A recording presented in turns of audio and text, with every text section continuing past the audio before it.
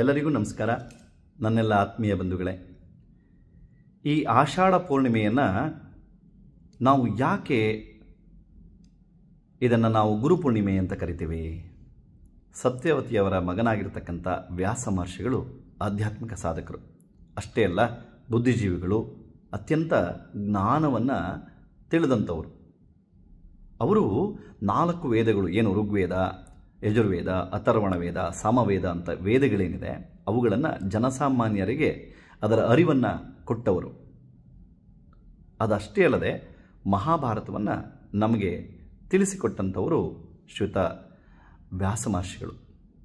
ಈ 4 ವೇದಗಳನ್ನು, ಅದರ ಅರಿವನ್ನು, ಅದರ ಜ್ಞಾನವನ್ನು ಜನಸಾಮಾನ್ಯರಿಗೆ ಹೇಗೆ ಅದನ್ನು ಧಾರೆ ಎರೆದ್ರೋ ಹಾಗಾಗಿ ಅವರಿಗೆ ನಾವು ವ್ಯಾಸ ಮಹರ್ಷಿಗಳಿಗೆ ವೇದವ್ಯಾಸರು ಅಂತಲೂ ಕರೀತಾ ಬರ್ತವೆ.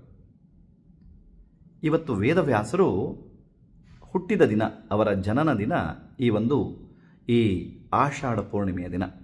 ಹಾಗಾಗಿ ವೇದವ್ಯಾಸರ ಆ ಒಂದು ಜ್ಞಾನದ ಅರಿವನ್ನು ನಮ್ಮ ಜನಸಾಮಾನ್ಯರಿಗೆ ತಿಳಿಸಿದ ಕಾರಣ ಅವರನ್ನು ನಾವೆಲ್ಲ ಗುರುವಾಗಿ ನಾವು ಅದನ್ನು ಸ್ವೀಕರಿಸಿದ್ದೇವೆ.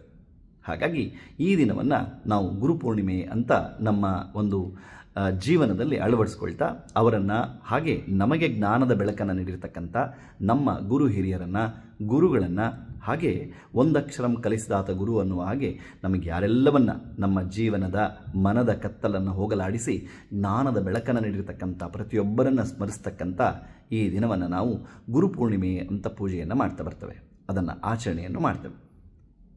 ಆ ಗುರುಗಳನ್ನು ಸ್ಮರಿಸುವುದರ ಜೊತೆ ನಮ್ಮಲ್ಲಿರುವ ಕೆಲವೊಂದು ಕಾಣಿಕೆಗಳನ್ನು ಅವರಿಗೆ ಅರ್ಪಣೆಯನ್ನು ಮಾಡಿ ಅವರ ಆಶೀರ್ವಾದವನ್ನು ಪಡೀತಕ್ಕಂಥ ಒಂದು ಶುಭ ದಿನ ಈ ಗುರುಪೂರ್ಣಿಮೆ.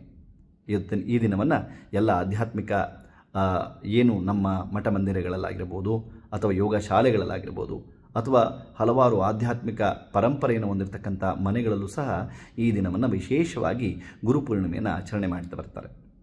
ಈ ದಿನ ನಾನು ಈ ಬೀಜಿಂಗ್ನಲ್ಲಿ ಏನು ಹೇಮಂತ್ ಅಕಾಡೆಮಿಯಲ್ಲಿ ನಾವು ಈ ಹಬ್ಬವನ್ನು ಆಚರಣೆ ಮಾಡ್ತಾ ಇದ್ದೇವೆ. ವಿಶೇಷವಾಗಿರ್ತಕ್ಕಂಥ ಈ ಶುಭ ದಿನ ನಾವು ಇಲ್ಲಿ ಆಚರಣೆಯನ್ನು ಮಾಡ್ತಕ್ಕಂಥ ಒಂದು ಸಂದರ್ಭ ಒದಗಿ ಬಂದಿದೆ. ನಿಮ್ಮೆಲ್ಲರಿಗೂ ಈ ಒಂದು ಗುರುಪೂರ್ಣಿಮೆಯ ಶುಭಾಶಯಗಳನ್ನ ಕೊಡ್ತಾ ಈ ದಿನವನ್ನು ತಾವೆಲ್ಲರೂ ಆಚರಣೆಯನ್ನು ಮಾಡುವುದು ಒಂದೇ ಅಲ್ಲ, ಪ್ರತಿಯೊಂದು ದಿನ ಬೆಳಗ್ಗೆ ಎದ್ದ ತಕ್ಷಣ ತಮ್ಮ ಗುರು ಪರಂಪರೆಯನ್ನು ಅಥವಾ ಗುರುವನ್ನು ಸ್ಮರಿಸಿ ತಮ್ಮ ದಿನಚರಿಯನ್ನು ಪ್ರಾರಂಭ ಮಾಡಿದಾಗ ಅದರ ಫಲಾಫಲ ಅತ್ಯಂತ ನಮಗೆ ಸಲ್ತಕ್ಕಂಥದ್ದು ಅತ್ಯಂತ ಸರಳವಾಗ್ತಾ ಬರುತ್ತೆ. ಗುರು ಬ್ರಹ್ಮ ಗುರು ವಿಷ್ಣು ಗುರುರ್ದೇವೋ ಮಹೇಶ್ವರ ಗುರು ಸಾಕ್ಷಾತ್ ಪರಬ್ರಹ್ಮ ತಸ್ಮೈ ಶ್ರೀ ಗುರುವೇ ನಮಃ. ಈ ಒಂದು ಯುಕ್ತಿಯ ಜೊತೆಯಲ್ಲಿ ನಮ್ಮ ಜೀವನ ನಡೀತಕ್ಕಂಥದ್ದು ನಮ್ಮ ಒಂದು ಒಳ್ಳೆಯ ಶುಭ ಕಾರ್ಯಕ್ಕೆ ಒಂದು ನಾನುಣಿ ಆಗ್ತಾ ಬರ್ತದೆ.